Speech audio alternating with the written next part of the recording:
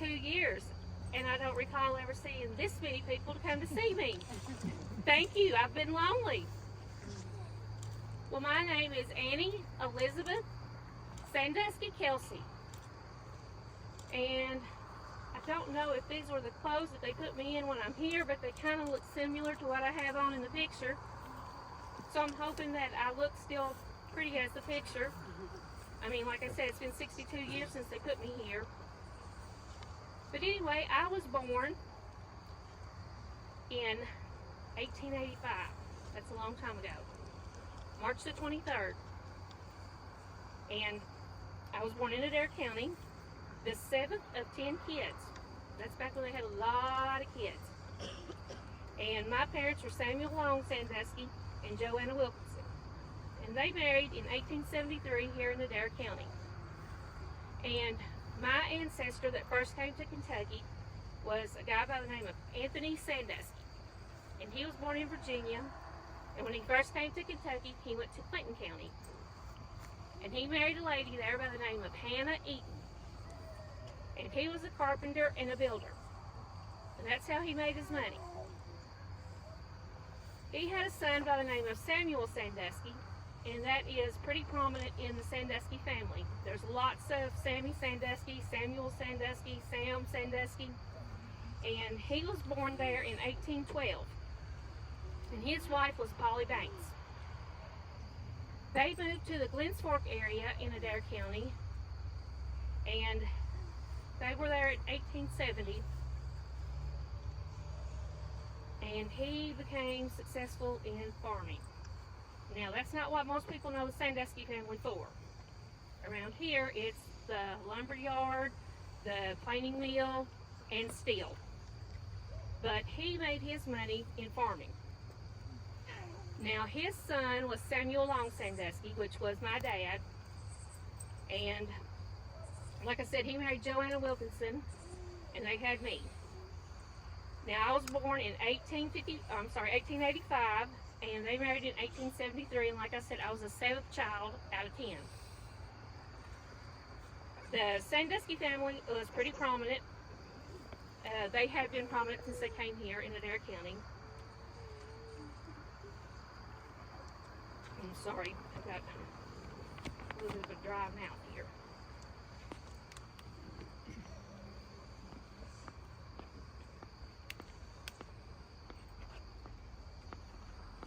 So anyway, like most young people, I grew up.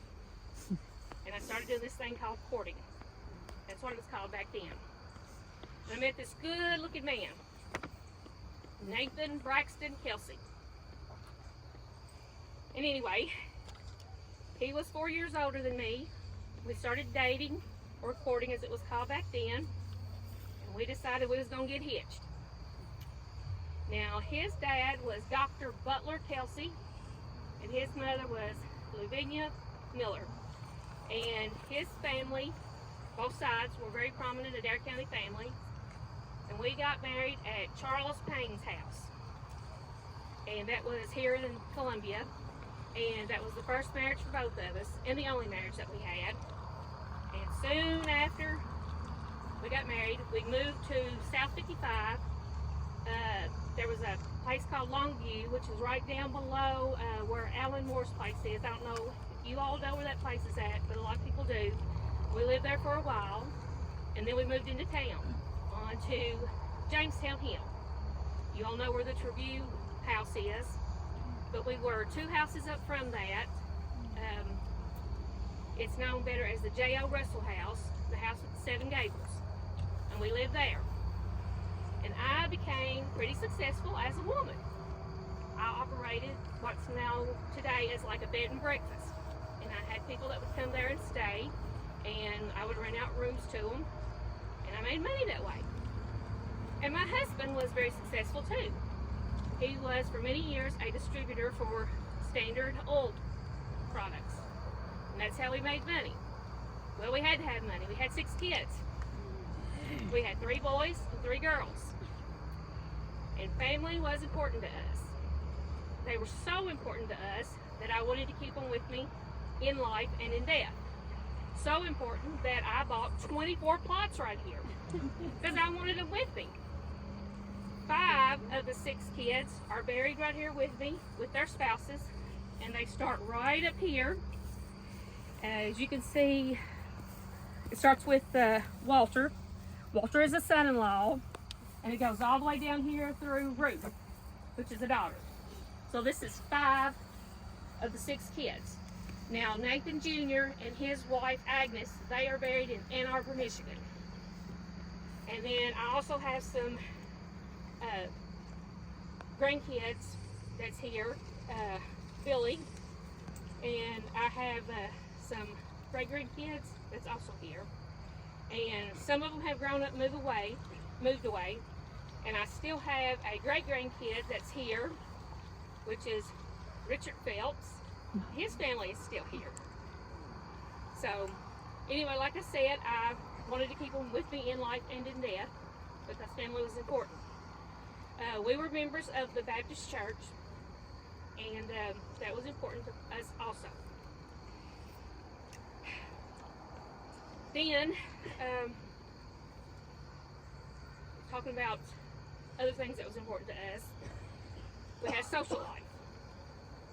And in October of 1913, we had a guy by the name of A.H. Davis. He came from Somerset, Kentucky, and he was the grand patron of the grand chapter of the Order of the Eastern Star. And he came down and met with us. There was 20 of us, men and women, and he initiated us, and we formed a chapter of the Order of the Eastern Star. And I became the first associate conductress and the first signal. And along with that, my friend, you already met her, Miss Mary Triplett. Where's she at? Okay, she's in the back. She was the first treasurer. Sorry, guys.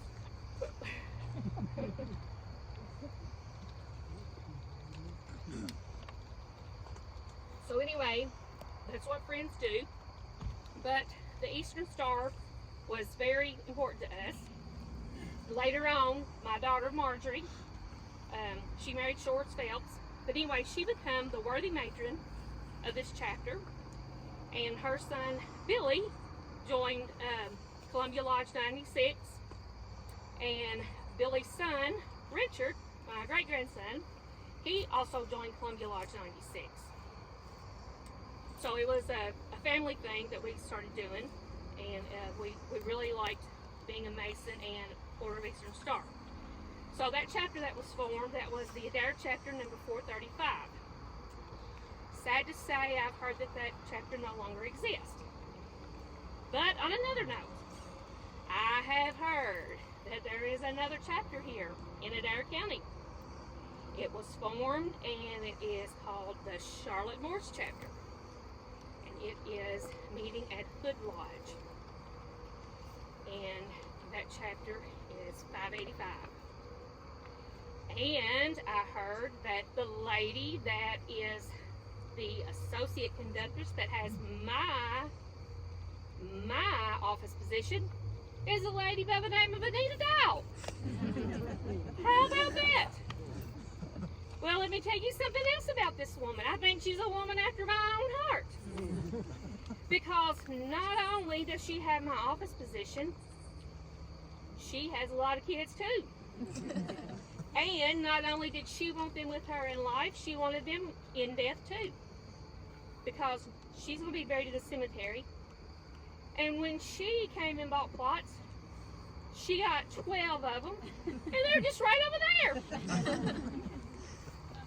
And she has a big thing too with Eastern Star. Because in that chapter where she's at, her son, Jordan Baker, is the worthy patron. Her daughter-in-law, Sarah, is the worthy matron. Her daughter, Jerica, is the secretary. Her daughter, Keitha, is the Star Point electa. And her son, Jordan, also is a Mason at Hood, and he is the Grand Junior Deacon with the Grand Lodge of Kentucky. So they also enjoy this as well. So when I say that this woman's after my own heart, she might be. So if you all see her out, you might tell her, keep up the good work, she needs to come by and see me. But maybe in a few years, they keep this up, maybe her children or great-grandchildren might come and do this with me sometime. Or with her. So, but anyway, so I'm telling you these things here, but like with all good things, we have our time, but we have to go back and meet our Creator. So I had that time also. So that time came for me October the 5th, 1963. I was at Adair Memorial Hospital, 12:57 p.m. My death certificate was signed by Dr. Millard C. Lowy, and it says the immediate cause was cerebral hemorrhage. And they took me to Grissom Moffitt Hess Camp. My friends and family, they came by to pay their respects. And after that, they brought me here to my final resting place. And I will lay here until the day of judgment. But I really do appreciate you all coming by to see me. Never had this many people before. I appreciate you all listening to me. I'd like you all to come again. If y'all see that woman that's got my spot, y'all tell her. She can come by too. Thank you all.